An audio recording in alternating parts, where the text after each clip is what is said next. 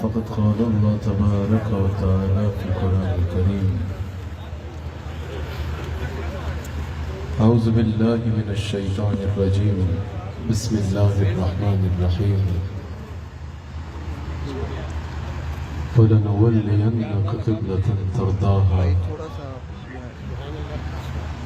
صدق الله العظيم وصدق رسوله النبي الكريم۔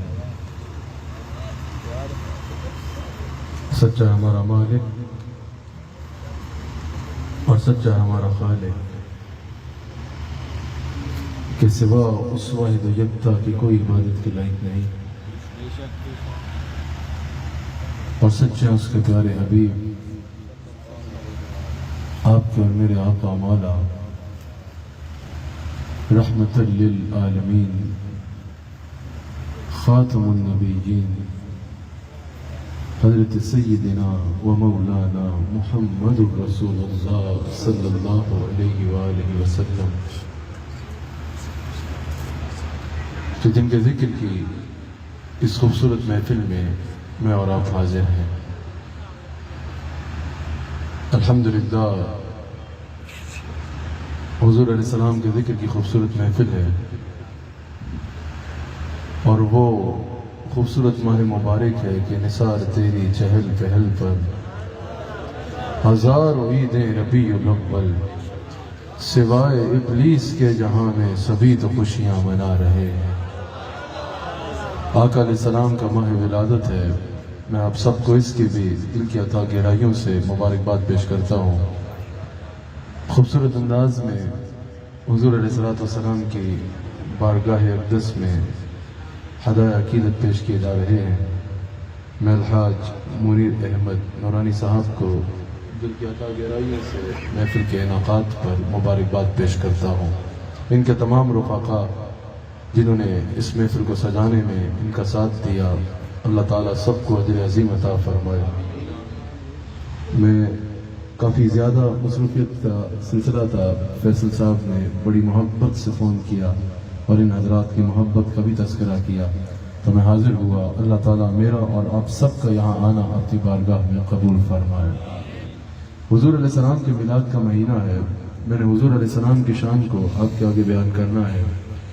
میں جو محفل میں اسٹیج پر آتے ہوئے ذہن بنایا تھا وہ یہ تھا کہ میں اعلیٰ حضرت کا عشق رسول بیان کروں گا۔ اعلیٰ حضرت نے جو عقائد پہ پہرا دیا اور عقائد کے پہ پہرا دینے پر جو اعلیٰ حضرت کی خدمات ہیں ان کو آج بیان کرنے کا میرا ارادہ تھا، لیکن میں جب اسٹیج پہ آیا تو قبلہ نے مجھے فرمایا کہ صحابہ کے عشق رسول کو بیان کرنا ہے۔ صحابہ کرام نے حضور علیہ السلام سے کس انداز میں محبت کی اس پر بیان کرنا ہے، تو میں حضرت کے کہنے پر اسی عنوان پر کچھ دیر آپ سے مخاطب ہوں گا۔ صحابہ نے جو حضور علیہ السلام سے محبت کی نا، وہ اتنی بے نظیر و بے مثال ہے۔ صحابہ اکرام کی حضور علیہ السلام سے وارفتگی کے عالم میں جو محبت تھی اور جو بے ساختہ ایک محبت کا انداز تھا، وہ اتنا بے نظیر و بے مثال ہے کہ اللہ نے اس کو قرآن میں محبت رسول کا معیار بنا دیا۔ اللہ کریم نے قرآن کریم میں محبت رسول کے معیار جو ہے وہ صحابہ اکرام کی محبت رسول کو بنایا ہے، کیونکہ رسول اللہ صلی اللہ علیہ وآلہ وسلم سے تعلق رکھنا ایمان کا حصہ نہیں ہے۔ بعض لوگ کہتے ہیں بھئی حضور سے محبت کرنا، حضور سے تعلق رکھنا یہ ایمان کا حصہ ہے۔ حضور علیہ السلام سے تعلق رکھنا، یاد رکھیے گا، یہ ایمان کا حصہ نہیں ہے۔ حضور علیہ السلام سے تعلق رکھنا یہ ایمان کی اصل ہے۔ اگر کوئی حضور علیہ السلام سے محبت کرے گا تو وہ صاحب ایمان ہو سکتا ہے، اگر حضور سے محبت نہیں تو کوئی صاحب ایمان ہو ہی نہیں سکتا۔ حضور علیہ السلام کو ماننا ضروری ہے۔ صرف حضور علیہ السلام سے محبت کے لیے حضور کو جاننا کافی نہیں ہوگا، حضور علیہ السلام کو ماننا ضروری ہے۔ اور ماننا کس انداز میں؟ اگر صرف جاننے سے بات بن جاتی، اگر صرف جاننے سے بات بن جاتی حضور علیہ السلام کو، تو مستند کتب میں ابو جہل کا بھی یہ قول موجود ہے کہ وہ بھی کہتا تھا کہ میں جانتا ہوں یہ اللہ کے نبی ہیں، کیونکہ ان حضور علیہ السلام میں جو صفات تھی وہ غیر نبی میں ہونا ناممکن تھی۔ کہتا تھا کہ میں جانتا ہوں یہ اللہ کے نبی ہیں لیکن مانوں گا نہیں، مانتا نہیں تھا۔ اگر صرف جاننے سے بات بن جاتی تو اس کے بارے میں کیا خیال تھا؟ رسول اللہ کو ماننا ضروری ہوگا۔ اب جب اللہ کریم نے رسول اللہ کو ماننے کا حکم فرمایا نا، حضور علیہ السلام کو ماننے کا حکم فرمایا، تو اللہ کریم نے یہ فیصلہ لوگوں پہ نہیں چھوڑا۔ اللہ کریم نے یہ فیصلہ عوام پہ نہیں چھوڑا، اللہ کریم نے یہ فیصلہ کسی کی تحقیق پہ نہیں چھوڑا کہ جس کو رسول اللہ کو ماننا ہو وہ تحقیق کرے اور جتنا سمجھ آئے اتنا مان لے، جتنا دل کرے اتنا مان لے۔ کوئی چاہے تو خالی مخبر مان لے، کوئی چاہے تو خالی قاصد مان لے، کوئی چاہے تو اپنے جیسا معاذ اللہ صرف ایک عام انسان مان لے، کوئی چاہے تو صرف اتنا مان لے کہ پیغام دینا مقصد تھا، باقی اور کوئی مقصد نہیں، صفات کا انکار کر دے۔ اللہ کریم نے فرمایا نہیں، میں نے اگر اپنا حبیب بھیجا ہے نا تو اس کو ماننا کیسے ہے اس کا معیار بھی میں بیان فرماؤں گا۔ اللہ کریم نے فرمایا میں بیان فرماؤں گا کہ اس کا معیار کیا ہے۔ حضرت نے مجھے جو سٹیج پہ آتا ہی حکم فرمایا موضوع کا، اس عنوان پہ میں آنے کے لیے اس آیت کو آپ کے آگے تلاوت کروں گا۔ اللہ کریم نے فرمایا کہ میں نے بتانا ہے، اب حبیب میرا ہے تو معیار بھی میں نے بتانا ہے کہ کس طرح اس پر ایمان لانا ہے، اس پر ایمان کا معیار کیا ہے۔ میں نے کہا نا اللہ کریم حضور علیہ الصلوۃ والسلام سے صحابہ کی محبت کا انداز ایسا تھا کہ اللہ نے قرآن میں اس کو معیار قرار دے دیا۔ اللہ کریم نے فرمایا اب میرے حبیب کو ماننا ہے نا تو یہ فیصلہ تم پہ نہیں ہے کہ جیسے دل کرے ویسے میرے حبیب کو مان لو۔ اللہ نے فرمایا حبیب میرا ہے تو بتاؤں گا بھی میں کہ اس کو کیسے ماننا ہے۔ اللہ کریم نے قرآن کریم میں سورہ بقرہ کی آیت نمبر 137 میں ارشاد فرمایا کہ اگر وہ ایمان لائے میرے حبیب علیہ الصلوۃ والسلام پہ اس طرح جس طرح اے میرے حبیب کے صحابہ تم ایمان لائے، تب ان کا شمار جو ہے وہ ہدایت یافتہ لوگوں میں ہوگا۔ یعنی کوئی بھی ہدایت یافتہ کہلانے کے لائق تب ہوگا جب وہ رسول اللہ کو ایسے مانے گا جیسے رسول اللہ کے صحابہ نے مانا، جب کوئی رسول اللہ سے ایسی محبت کرے گا جیسے صحابہ نے محبت کی، جب کوئی رسول اللہ سے ایسے تعلق رکھے گا جیسے رسول اللہ کے صحابہ نے تعلق رکھا، رسول اللہ صلی اللہ علیہ وآلہ وسلم کے صحابہ نے تعلق رکھا۔ کہا اگر رسول اللہ کو ایسے نہیں مانتے جیسے رسول اللہ کے صحابہ کو نہیں مانا تو تب ہدایت یافتہ، اس آیت سے واضح پیغام ہے، تب شمار ہدایت یافتہ لوگوں میں نہیں ہو سکتا۔ اللہ نے معیار بیان فرما دیا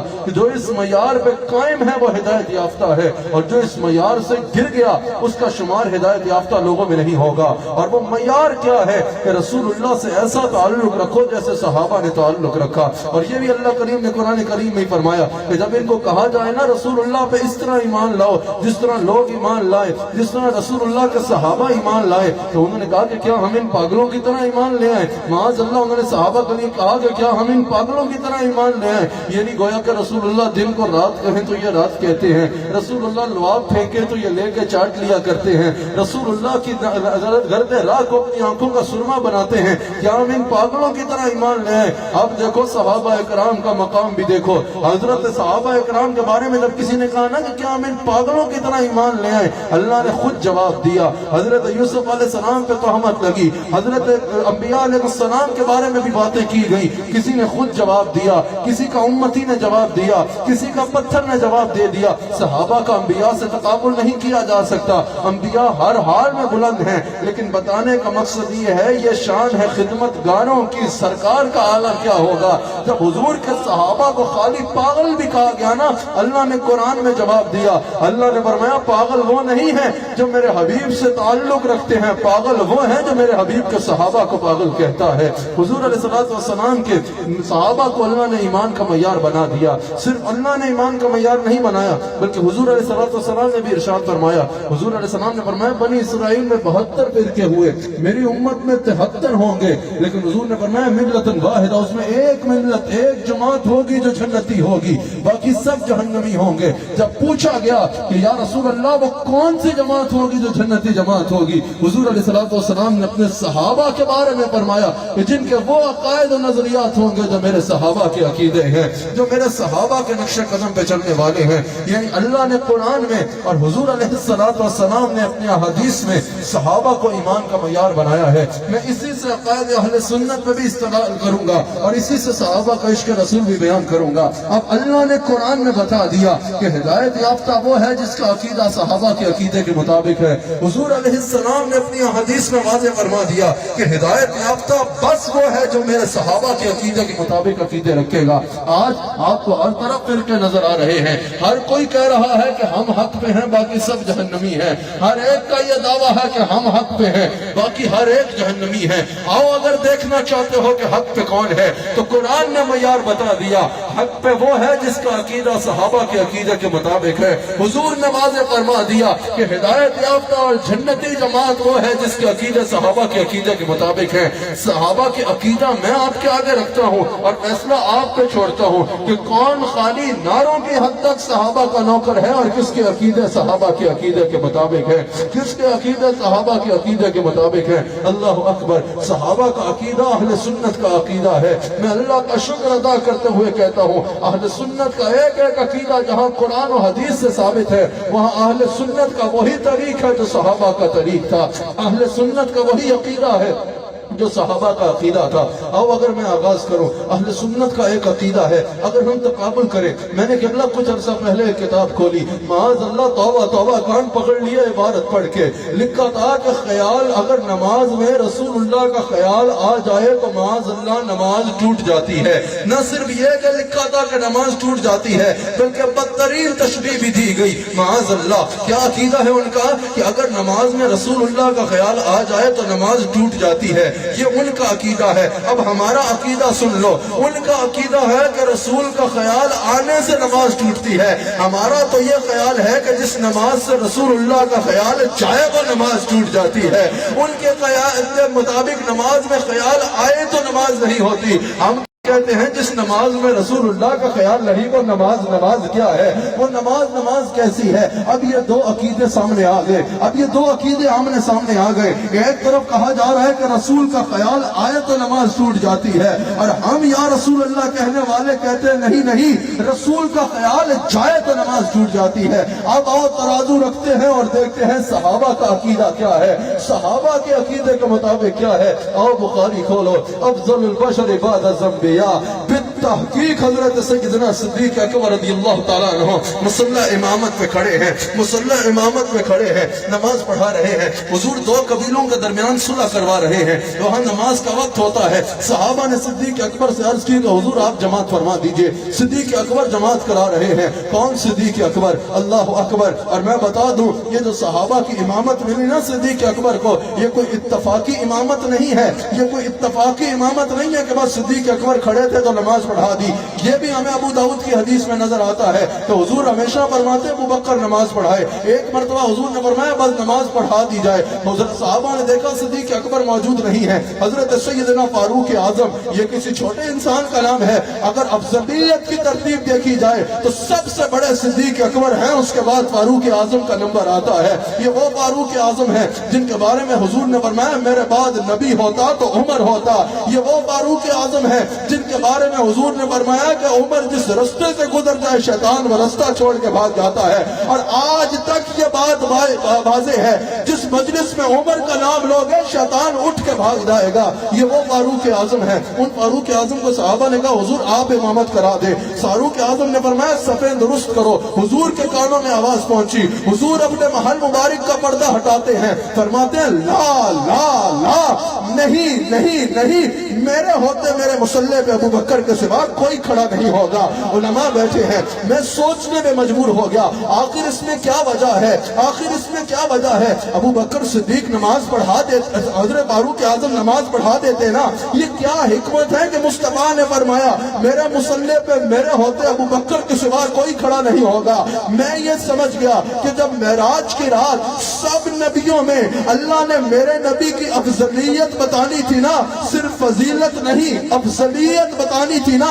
حضرت آدم کو صف میں کھڑا کیا، حضرت موسیٰ کو صف میں کھڑا کیا، حضرت ابراہیم کو صف میں کھڑا کیا، حضرت اسماعیل کو صف میں کھڑا کیا، حضرت عیسیٰ کو صف میں کھڑا کیا، سیدہ فاطمہ کے بابا کو امام بنایا، کہا دیکھ لو یہ سب نبیوں میں سب سے افضل ہے۔ اسی طرح جب میرے نبی نے سب صحابہ میں ابو بکر صدیق کی افضلیت بتانی تھی، عمر فاروق کو صف میں کھڑا کیا، سیدنا عثمان کو صف میں کھڑا کیا، سیدنا علی کو صف میں کھڑا کیا، عشرہ مبشرہ کو صف میں کھڑا کیا، صحابہ و اہل بیت کو صف میں کھڑا کیا، ابو بکر کو امام بنایا، کہا دیکھ لو جیسے میں سب نبیوں میں سب سے افضل ہوں، ابو بکر صحابہ میں سب سے افضل ہے، ابو بکر صحابہ सहाबा में सबसे अफजल है, ये वो सिद्दीक अकबर है जो निकहत गुलजार मुस्तफा है, जो रौनक बाजार मुस्तफा है, जो जीनत दरबार मुस्तफा है, जो हासिल अफकार मुस्तफा है, जो कुश्ता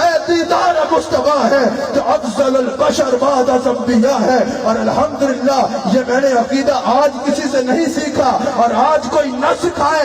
मैं नक्शबंदी हूँ, मुजद्दिदी हूँ, हजरत ख्वाजा अब्दुल करीम का बेटा हूँ, हजरत मुजद्दिद अल-फसानी का मुरीद हूँ। हमारा ये अकीदा है, सुन्नी वही है जो अबू बकर का अफजल बशर बाद अंबिया मानता है। जो अबू बकर की अफजलियत का मुनकिर है वो सुन्नी हो नहीं सकता, वो अहले सुन्नत में हो नहीं सकता, वो सुन्नी हो नहीं सकता। और इसमें मेरे कई बयानात मौजूद हैं अल्हम्दुलिल्लाह, और कई बयानात मौजूद हैं जिसमें मैंने वजाहत से बताया है अफजलुल बशर बाद अंबिया कौन है? सिद्दीक अकबर है। हाथ उठा के बोलो कौन है? सिद्दीक अकबर है। और हम नक्शबंदियों मुजद्दिदियों की तो बात ही इससे शुरू होती है कि अफजलुल बशर बाद अंबिया। हम तो सहाबा की तरतीब में भी अफजल सिद्दीक अकबर को मानते हैं, खुलफाए राशिदीन में भी पहला नंबर सिद्दीक अकबर का है। हम नक्शबंदियों की तरीकत में भी हुजूर के बाद पहला नंबर अबू बकर सिद्दीक का है। सिद्दीक अकबर नमाज पढ़ा रहे हैं, सिद्दीक अकबर जमात करा रहे हैं। अल्लाह अकबर। और ये हमारा अकीदा आज का नहीं है, मेरे इस अकीदे पे मेरे बुजुर्गों की कब्रें गवाह है। अल्हम्दुलिल्लाह अल्हम्दुलिल्लाह। हुजूर अलैहिस्सलातु वस्सलाम के गुलाम हजरत सैयदना सिद्दीक अकबर जमात करा रहे हैं। इतने में हुजूर आ जाते हैं। मैंने क्या बताया था? दो अकीदे हैं ना, एक का अकीदा है ख्याल आने से नमाज छूट जाती है, और हमारा अकीदा है कि ख्याल जाने से नमाज नहीं रहती। आओ देखते हैं सहाबा का अकीदा क्या है। हजरत सिद्दीक अकबर जमात करा रहे हैं, अल्लाह अकबर। इतने में हुजूर आ जाते हैं, हुजूर आ जाते हैं। बुखारी में ये हदीस मौजूद है, जिस सहाबी को पता चल रहा है ना कि हुजूर तशरीफ ला रहे हैं, अपने हाथों पे हाथ मार रहे हैं और सिद्दीक अकबर को मुतवज्जा कर रहे हैं कि हुजूर आ रहे हैं। नमाज की हालत में है सिद्दीक अकबर, सहाबा ने अपने हाथों पे हाथ मारना शुरू कर दिए। सिद्दीक अकबर को अंदाजा हो गया कि हुजूर तशरीफ ला रहे हैं, और यह भी मौजूद है कि हुजूर सफेद चीर से तशरीफ ला रहे थे। जिस सहाबी को पता चल रहा है हुजूर आ रहे हैं, सहाबी नमाज की हालत में रास्ता छोड़ता चला जा रहा है, रास्ता छोड़ता चला जा रहा है। इतने में हुजूर अलैहिस्सलाम के बारे में अबू बकर सिद्दीक ने जान लिया, मुंह काबे की तरफ है लेकिन सहाबा हाथों में हाथ मार रहे हैं। सिद्दीक अकबर ने जान लिया कि हुजूर आ रहे हैं, हुजूर आ रहे हैं। सिद्दीक अकबर को जब ये अंदाजा हुआ हुजूर आ रहे हैं, बुखारी में मौजूद है, इल्तफता रहा रसूल अल्लाह। सिद्दीक अकबर ने पीछे मुड़ के देखा और देखा रसूलुल्लाह आ रहे हैं। अब मुझे बताओ, कोई इतना मुड़ के पीछे देखे तो नजर आएगा? कोई इतना मुड़ के पीछे देखे तो नजर आएगा? ये भी अल्फाज मौजूद है कि हुजूर सफेद चीरते आ रहे थे, हुजूर बिल्कुल पीछे से आ रहे थे नमाज की हालत में।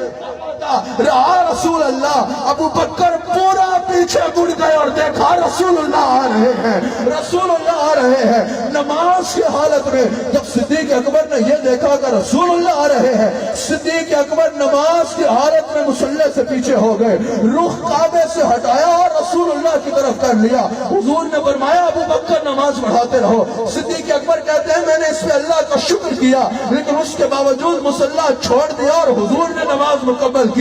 वो कैसी नमाज होगी जिसका आगाज सहाबा का इमाम कर रहा है और इख्तिताम अंबिया का इमाम कर रहा है, इख्तिताम अंबिया का इमाम कर रहा है।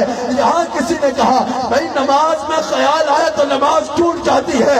मैंने कहा जहन्नुम में जाओ अपने इस गंदे अकीदे के साथ। खुदा की कसम अबू बकर सिद्दीक को देखो तो यहाँ तुम कहते हो ख्याल से नमाज टूट गई, यहाँ सब कुछ उलट पुलट हुआ है, नमाज नहीं टूटी। उसकी वजह क्या है? वैसे सिद्दीक अकबर भी काबे से मुंह हटाते तो नमाज टूट जाती, यहाँ क्यों ना टूटी? क्योंकि आगे खुदा था तो पीछे मुस्तफा था, आगे काबा था तो पीछे काबे का काबा था। अबू बकर सिद्दीक ने कितनी नमाजें जिंदगी में पढ़ी, लेकिन बुखारी की सीलत वो बनी जिसमें रुख काबे से हटा और फातिमा के बाबा के चेहरे की तरफ चला। हमारा ये अकीदा है। और भाई वो नमाज है ही नहीं जिसमें ख्याल मुस्तफा नहीं है, जिसमें ख्याल मुस्तफा नहीं है। अल्लाह अकबर। अब हम मिलाद मनाते हैं, याद रखना शरीयत के मुताबिक हो तुम्हारा अंदाज, शरीयत के खिलाफ ना हो, शरीयत से टाकरा ना हो रहा हो, तो हुजूर से मोहब्बत का जो भी अंदाज हो ना बढ़ चढ़ के उसका इजहार करना चाहिए। میرے استاد ہیں حضرت علامہ مفتی سلیمان رضوی صاحب مدد اللہ علیہ، اللہ ان کو میرے دراز میں خیر عطا فرمائے. ان کے استاد ہیں حضرت محدث اعظم پاکستان حضرت مولانا سردار احمد صاحب رحمت اللہ تعالی علیہ. مجھے میرے استاد نے یہ بات بتائی کہ جب وہ اپنے استاد محدث اعظم پاکستان سے پڑھ رہے تھے تو انہوں نے کہا کہ رسول اللہ صلی اللہ علیہ وآلہ وسلم کی شان بیان کرتے ہوئے نا حضور کے ساتھ محبت کا اظہار کرتے ہوئے، یہ مجھے میرے استاد نے براہ راست بتایا اور انہوں نے محدث اعظم سے سنا کہ رسول اللہ کی شان بیان کرتے ہوئے حضور سے محبت کا انداز اختیار کرتے ہوئے کوئی بھی وہ انداز جو شریعت کے ساتھ اس کا ٹاکرا نہ ہو رہا ہو نا، اس کا بڑھ چڑھ کے محبت کا انداز کر دو، ڈھونڈنے سے کتابوں میں ہر چیز مل جائے. وہ جس کا شریعت سے ٹاکرا نہ ہو رہا ہو. لیکن اس کا مطلب یہ تھا کہ صحابہ نے کوئی ایسا انداز چھوڑا ہی نہیں کہ انہوں نے نہیں کیا اور تم کر لو گے جو صحابہ نے حضور سے محبت کی. اب ربیع الاول شریف آ رہا ہے، کس کس نے اپنے گھر کو سجا دیا ہے ذرا ہاتھ اٹھائے. جس نے نہیں سجایا نا بے شک ایک لڑی لگا دو یا ایک سبز جھنڈا گھر پہ لہرا دو، گھر ضرور سجانا ہے. ربیع الاول میں ہی تو پتہ چلتا ہے کہ کس گھر میں کون رہتا ہے، اس گھر میں ایمان والا رہتا ہے یا مصطفیٰ کو نہ ماننے والا رہتا ہے. اچھا اس میں میلاد پہ جھگڑا نہ کرو، میلاد تعلق میں رسالت کا نام ہے. اگر تمہارے گھر میں کسی کی ولادت ہو تو اس کی خوشی تم مناتے ہو یا پڑوسی مناتے ہیں؟ تم مناتے ہو. یہ بھی رسول اللہ کے میلاد کا جشن ہے، یہ بھی کوئی پڑوسی نہیں منائے گا، وہی منائے گا جس کا حضور سے تعلق ہوگا. اب ربیع الاول کا مہینہ آیا، چلے میں ایک حدیث سناتا ہوں پھر اس پہ بات کرتا ہوں.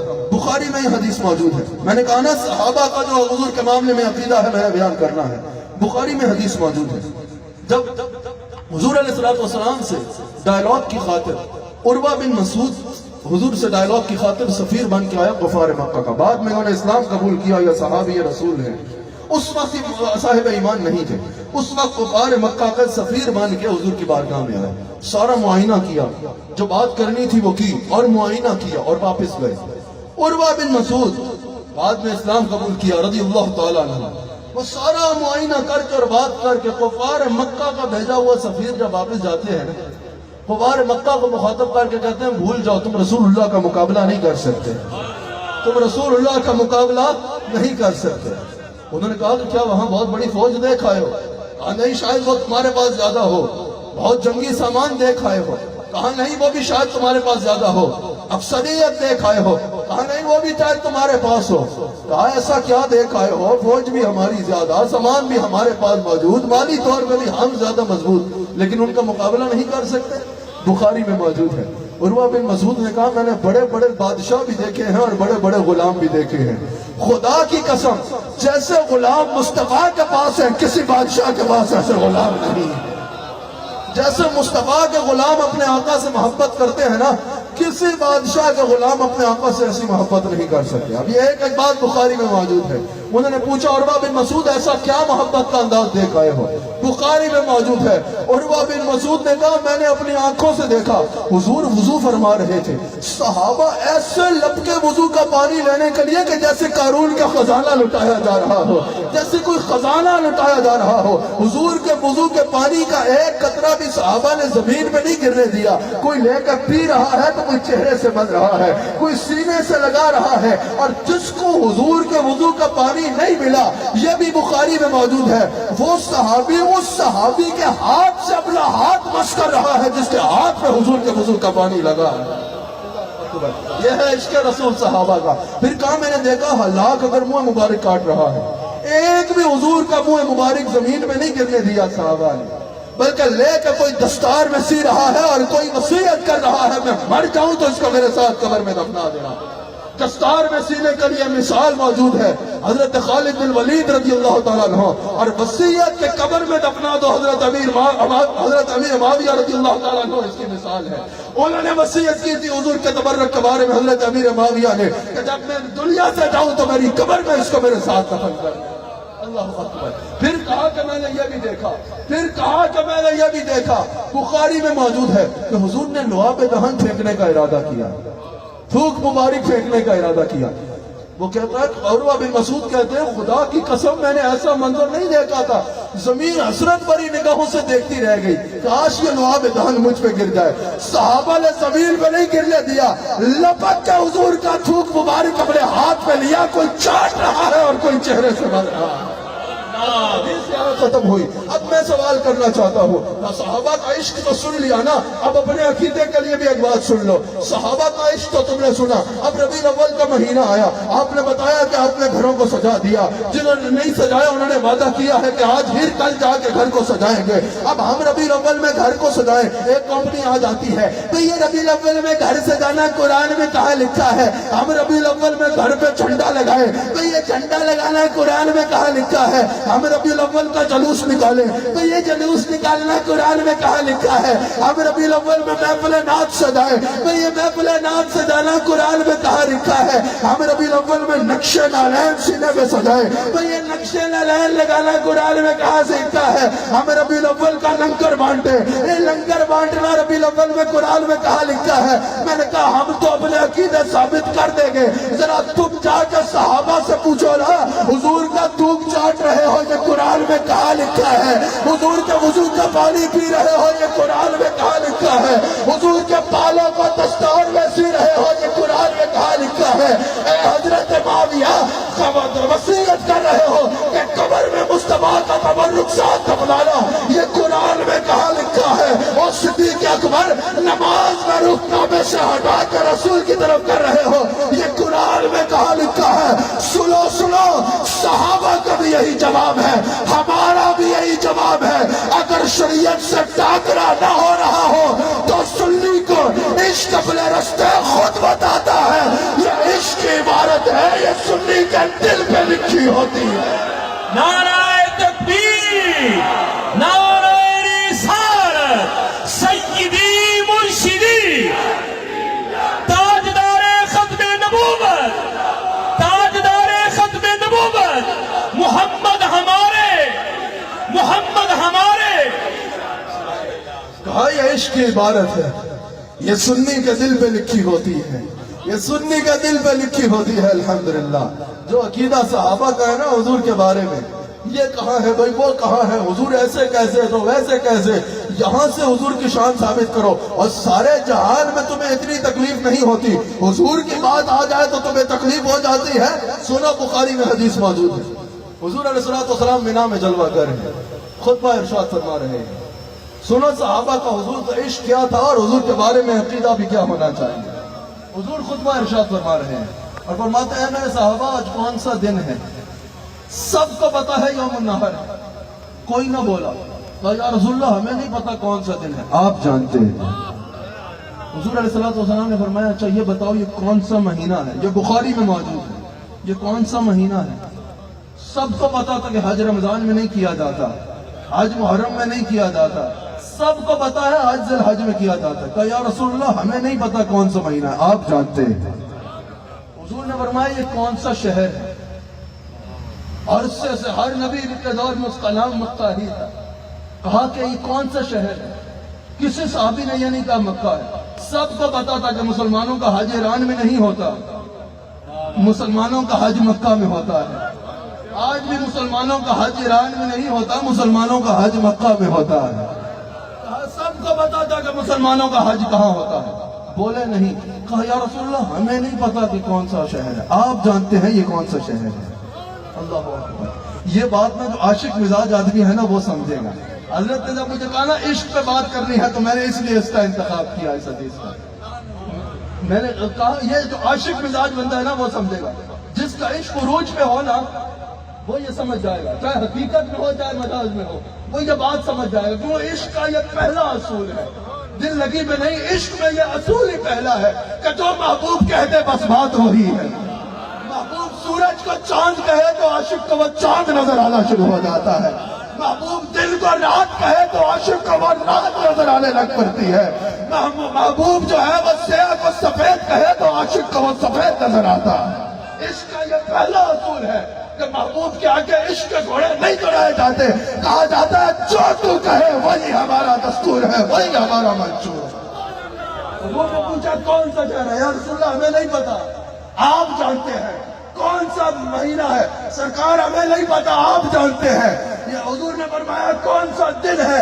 سرکار ہمیں نہیں پتا, آپ جانتے ہیں. یہ بھی بخاری میں موجود ہے. بعد میں کسی نے صحابہ سے پوچھا, یہ دونوں سوال اور جواب بھی بخاری میں موجود ہے.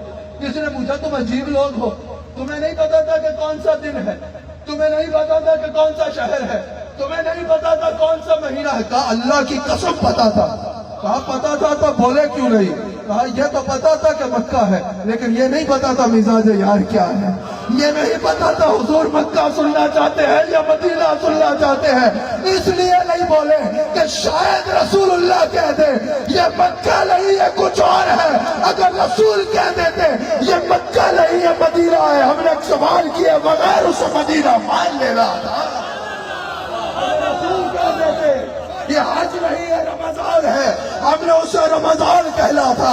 اگر رسول اللہ کہہ دیتے یہ یوم النحر نہیں یہ کچھ اور ہے، ہم نے وہ کہلا تھا جو رسول کہتے ہیں، ہم نے وہی کہلا تھا۔ کیونکہ صحابہ جانتے تھے یہ رمضان بھی حضور کے لیے ہے، یہ حج بھی حضور کے لیے ہے، یہ زمین بھی حضور کے لیے ہے، یہ سما بھی حضور کے لیے ہے، یہ مکی بھی حضور کے لیے ہے، یہ مکہ بھی۔ لیکن کہنا نہیں اعلیٰ حضرت کی زبانی، یہاں ترنم میں پابندی تو نہیں ہے۔ زمین و زمان سبحان اللہ ہے آپ کے لیے مکین و مکان۔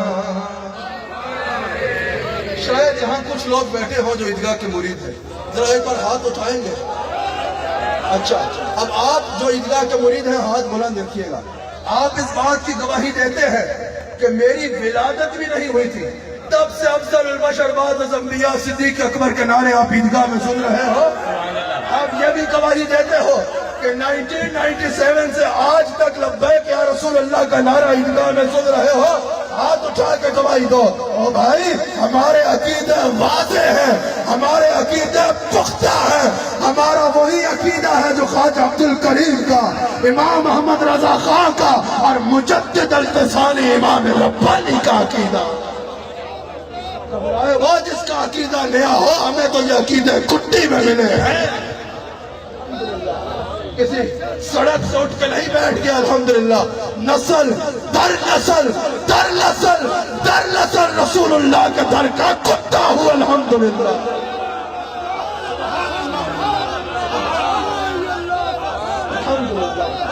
الحمدللہ معیار بلند رکھا ہے، اور اسی لیے حضور کے سوا نہ کبھی کسی کی بات کی نہ کریں گے انشاءاللہ۔ اپنا معیار زمانے سے جدا رکھتے ہیں، تو بات ہم تو حبیب بھی حبیب خدا رکھتے ہیں۔ زمین و زمان۔ اور ایک بات یاد رکھنا، میں سنی ہوں اور میں نے آج تک کبھی سنی کے بارے میں ایک لفظ بھی نہیں کہا، اور میں عیدگاہ سے چاہنے والوں کو بھی کہتا ہوں کہ اگر کوئی صحیح العقیدہ سنی ہو، اگر وہ میرا نام لے کے، میں یہ نہیں کہہ رہا یہاں کچھ ہوا ہے، اللہ کی قسم میں یہ نہیں کہہ رہا کچھ ہوا ہے، ویسے ہی تربیت کر رہا ہوں، اگر وہ میرا نام لے کے گالی بھی دے دینا، اگر وہ یا رسول اللہ کہتا ہے، آپ نے اس کا احترام کرنا ہے، کیونکہ ہمیں ایمان کا معیار حسان حسیب الرحمان نہیں، ایمان کا معیار مصطفیٰ جان رحمت صلی اللہ علیہ وآلہ وسلم۔ الحمدللہ نہ میں آج تک، اگر میں نے کبھی کسی کی مخالفت کی ہے تو بد عقیدہ کی مخالفت کی ہے، نہ آج تک کبھی کسی صحیح العقیدہ سنی کی مخالفت کی ہے، مرتے دم تک کسی صحیح العقیدہ سنی کے بارے میں ایک لفظ بھی نہیں کہوں گا، الحمدللہ، کیونکہ ہم رسول اللہ کے غلام ہیں۔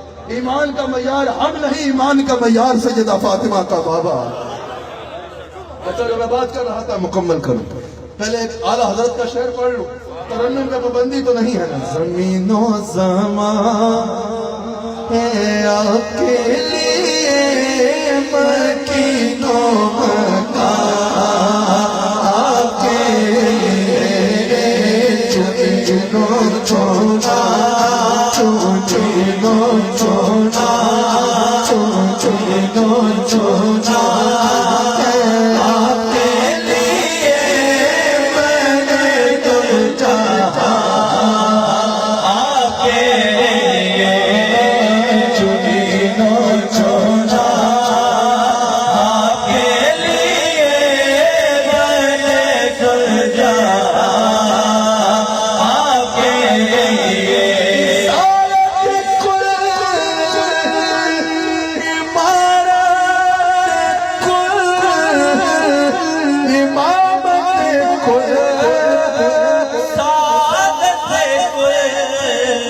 حکومت کل کل کل ولایت کل خدا کے یہاں کے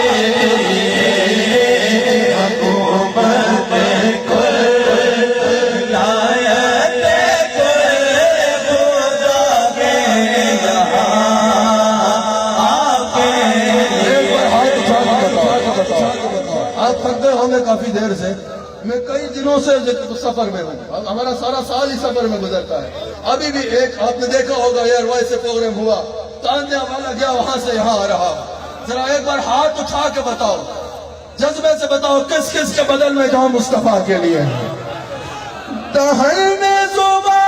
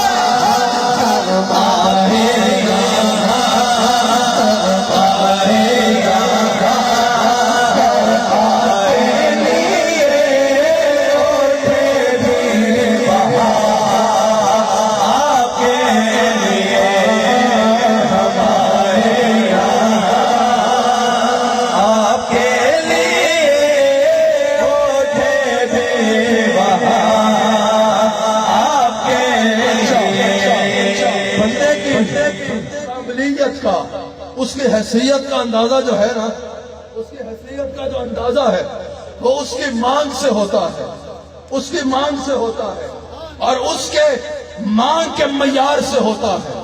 خدا کی قسم احمد رضا خان تم پہ قربان نہ جاؤں, تمہاری زندگی بھی بے مثال ہے اور دعا بھی مانگی تو کیا مانگی. سبا چلے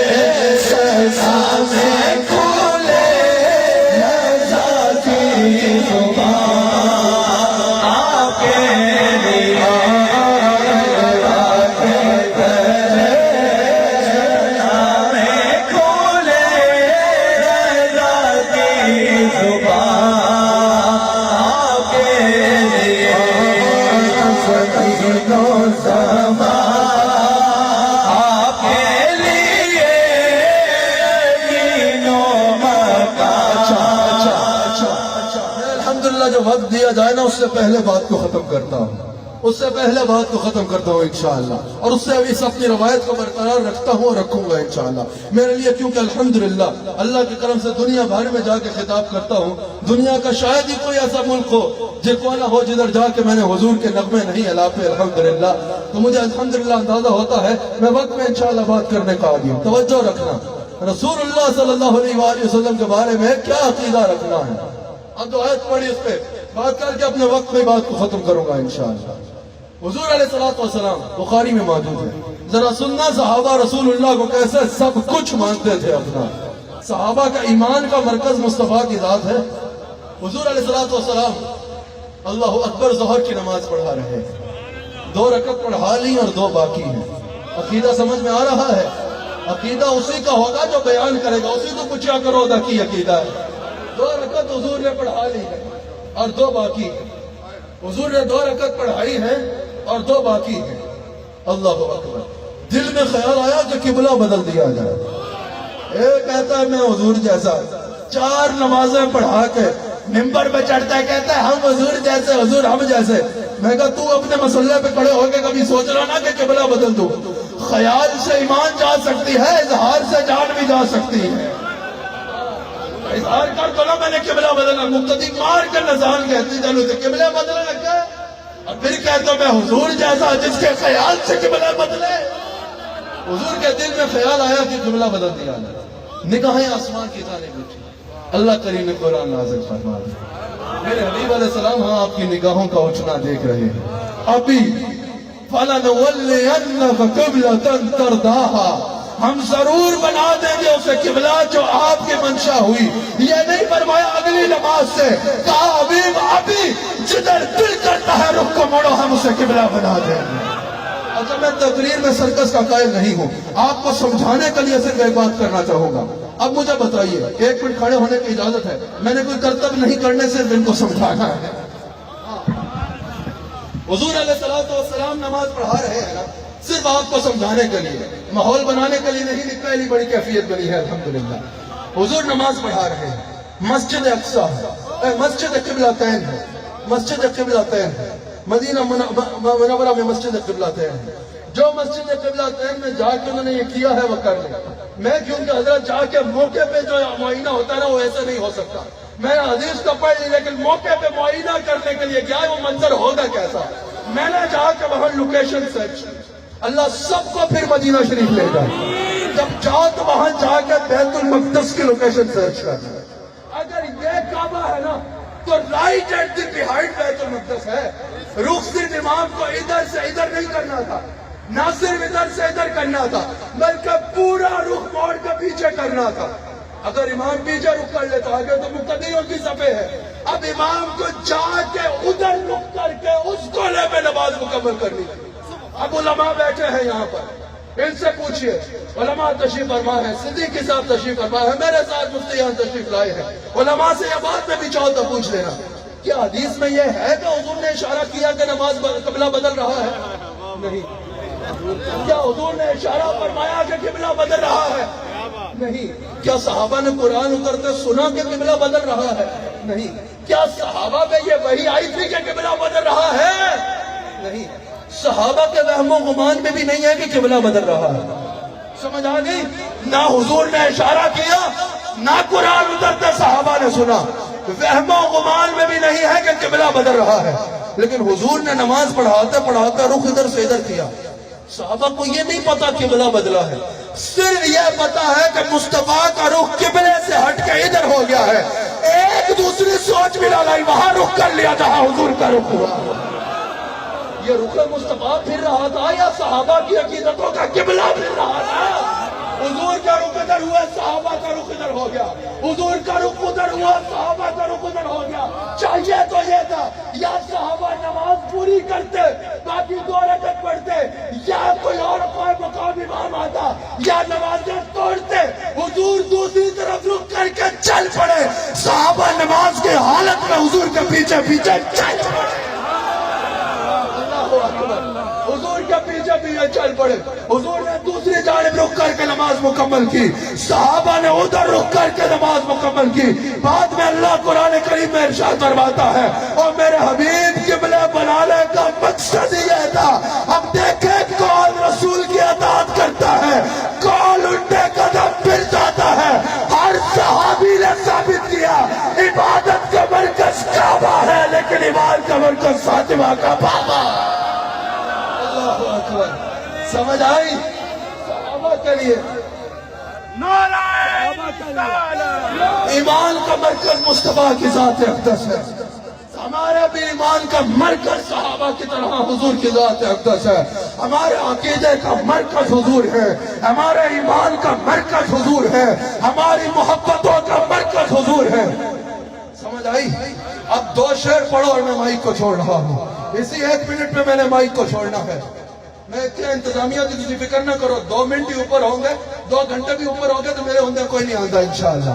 हाँ कोई पानी गिर जांदा आका जिते रुक कर दे काबा उधर फिर जाना आका जिते रुक कर दे काबा उधर फिर जाना काबा उधर फिर जाना अरबी मसलिक दिया अरबी मसलिक दिया शान मेरा रख